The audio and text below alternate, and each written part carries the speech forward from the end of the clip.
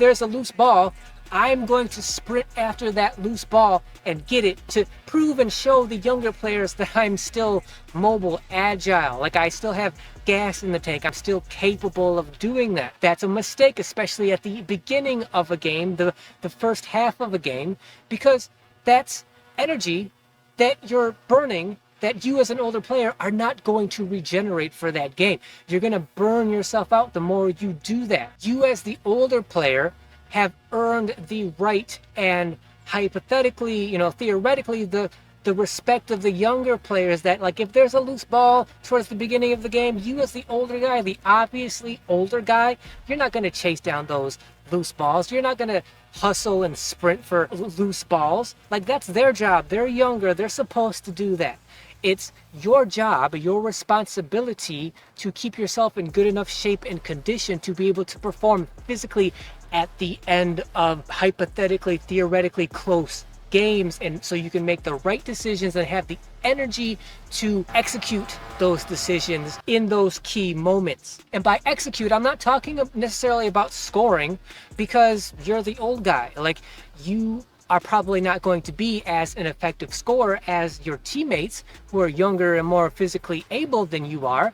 I'm talking about being able to make whatever physical play is appropriate for that late game, close game situation. If you don't have the physicality to make the right pass or get the rebound or go for the right steal at the right time, if you just don't have the energy to do that because you burned it at the beginning of the game, then you're no use to your team. You might as well just go stand on the side and verbally coach them. But because you're on the court and you're trying to be a physical presence at your advanced age, you need to have the energy at the end game situations to be able to execute the way it's proper and the way that's going to help your team to win those games. The last important guideline I'll give for this video has to do with the emotional aspect of being out here as an older player. For one, when it comes to ego, because if you're out here as an older player, that means you probably at some point had your prime, your peak. You had a time out here where you were the man, you ran things out here. And everybody loves that aspect, that time of being a basketball player. Now, you're the older player, you may have an ego that says, yes, I'm old, but hey, youngins,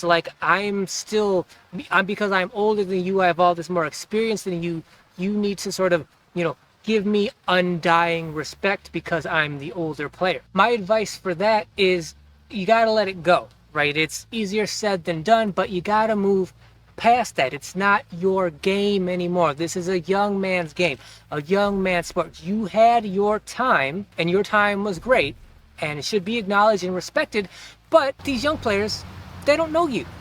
They weren't there for your prime. They don't know any of that. The fact that you're old and they're young is not their problem. They should have respect overall in general, but specifically, they're not your boys. They don't know you, so they don't know that you had your prime and you were the man, and they don't have to cater to your ego because they don't know you. They should just have overall general respect. But the fact that at one time you were the man does not apply to them. Instead of being egotistical, you need to try to be grateful, have gratitude about still being able to be out here. Again, easier said than done, but that is going to make your and everybody else's experience out here that so much better. Be grateful that you're the rare older guy out here, because like I said, most players don't become the old guy because it's too hard, it's too difficult. But if you're still out here and you're the older guy, have gratitude for that.